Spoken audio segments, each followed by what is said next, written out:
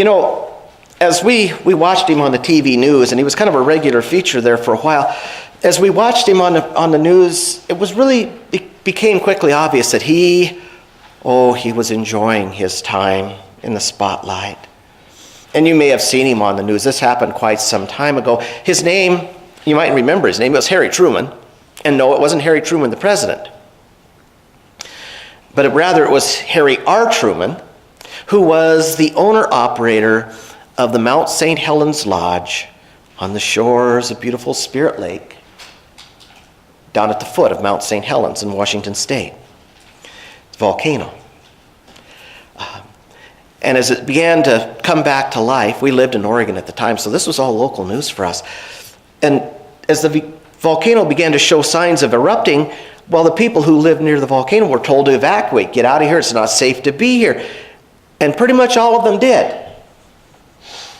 Except for Harry. And Harry, he had already kind of earned a local reputation as being quite a character, kind of cantankerous. And he kept at it. He stayed in character throughout, and he told the reporters that, this area is heavily timbered. Spirit Lake's between me and the mountain. The mountain's a good mile away. The mountain ain't going to hurt me. And then on another occasion, in words that were sadly prophetic, he also said, well, you couldn't pull me out of here with a mule team. That mountain's part of Truman. And Truman is part of the mountain. Well, on May 18th, 1980, Mount St. Helens erupted. Spectacular eruption with far more violence than anybody had anticipated.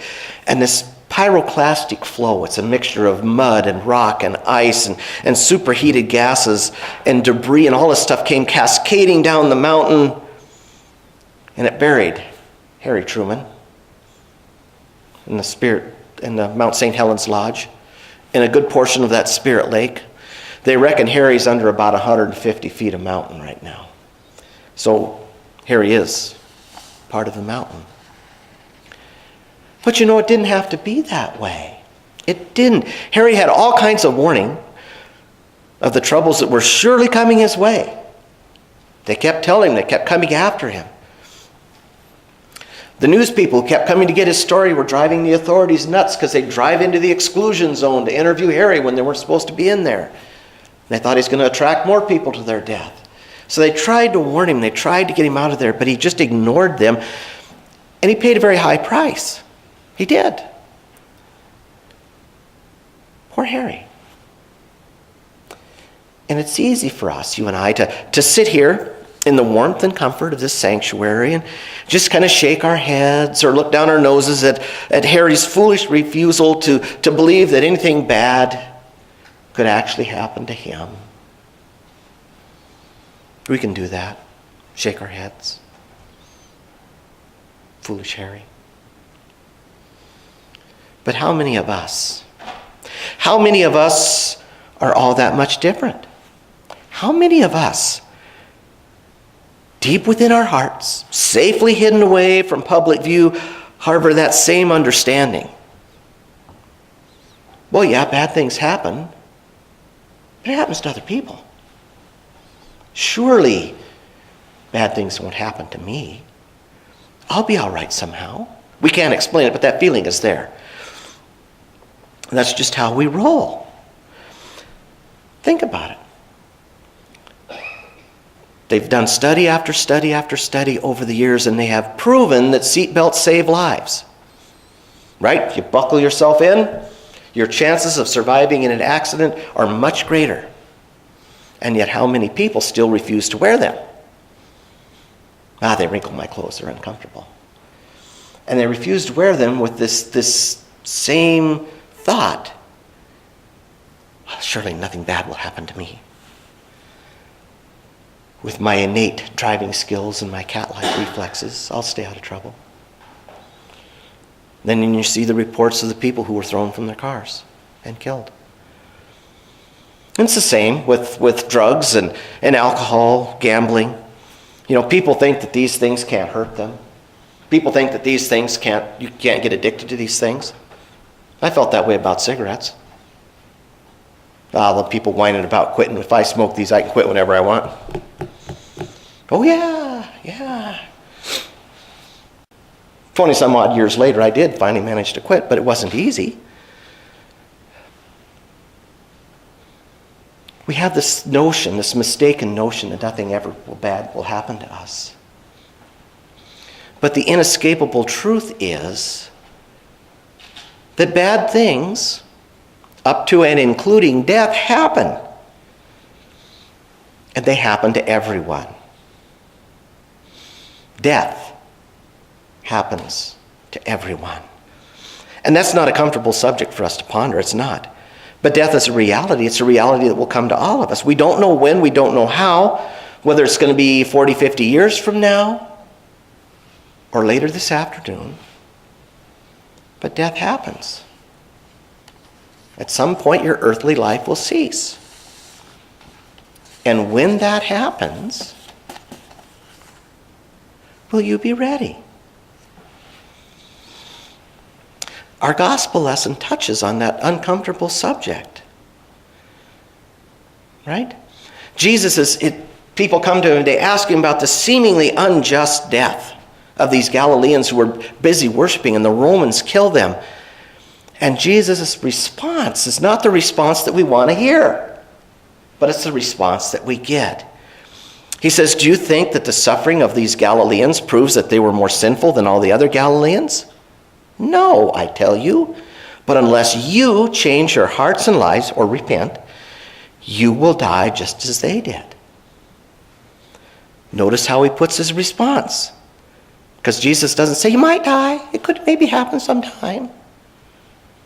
If you don't point your hearts and your lives towards God, Jesus says you will die. And as we ponder those words, as difficult as they are, we need to realize that Jesus is talking more than just about our physical death. Jesus is talking about the complete end of our existence that will come if we don't turn aside from our ways that center all on self. It's all about me, what I can do for myself. If we don't turn aside from those sinful, self-centered ways, and that's what repent means, the churchy term that the Common English Bible doesn't use anymore, is to turn or to return to God. So we're going to die. The end of our existence will come if we don't repent, if we don't turn our hearts, our minds, and our very lives over to God, to trust in Him for the salvation that we all want. Because the truth, as unpalatable as it is to our egos, is that we are not, nor will we ever be self-sufficient. We cannot do all things for ourselves. And that's hard, that's a bitter pill to swallow, because we kind of like that whole notion. Captain of our own ship. Pulled myself up by my own bootstraps. Yes, sirree, Bob. I've always wanted to watch somebody do that. Just don't know how that would work. But we like that notion that we can somehow be smart enough and strong enough and capable enough so that we can just do everything ourselves and we don't need anybody else's help. Thank you very much. Paul warns us about that. Did you catch that in his letter to the Corinthians today? He said, those who think they are standing need to watch out or else they may fall. Could probably strengthen that because eventually we will fall, all of us. Because as much as we like to think that we can be self-sufficient, as much as we like to think that we can stand on our own to meet all of our needs all by ourselves, the truth is that we can't meet all of those needs. We can't be complete when we rely only on our own finite and fallible resources. Our souls, meaning our very lives, our very existence are not, and it cannot be complete without God being involved. We need God in our hearts. We need God in our lives. And we need Him now. Right here, right now. The right time for Harry Truman to have left the proximity of Mount St. Helens would have been while he was still able to do so. where all that mud and rock and trees and whatnot came cascading down the mountain. And had he done that, had he left when he could still do that, he could have lived several more years. The right time for us to seek safety, the right time for us to turn our hearts and our lives over to God is now. It's right now, while we're still able to turn to God. It sounds simple, but sometimes it's not.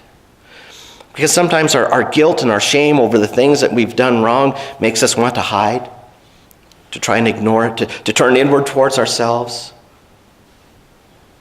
But ignoring the problem never solves it. There's a better solution. There is a permanent solution that's readily available to us, no matter how many mistakes we've made. In his letter to the Corinthians, Paul reminds us that God is faithful. What God promises, God will do. God isn't going to love us one second and hate us the next. God is always concerned about us. And we hear this warning, or this I guess, invitation, really, in our Old Testament lesson from Isaiah. Did you catch that? When God, speaking through the prophet, tells us to seek the Lord when he can still be found. Call on him while he is yet near. Let the wicked abandon their ways, and the sinful their schemes.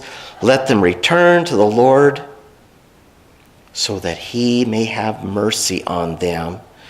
To our God, because he is generous with forgiveness.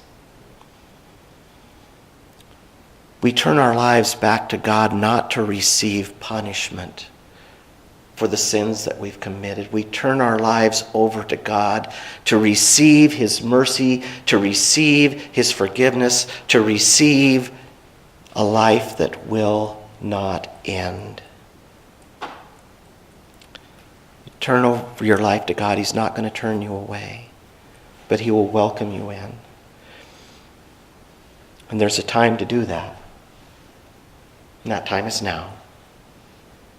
Right now. So if you haven't already done so, turn your lives over to God and get you some of what God has got waiting for you. Amen.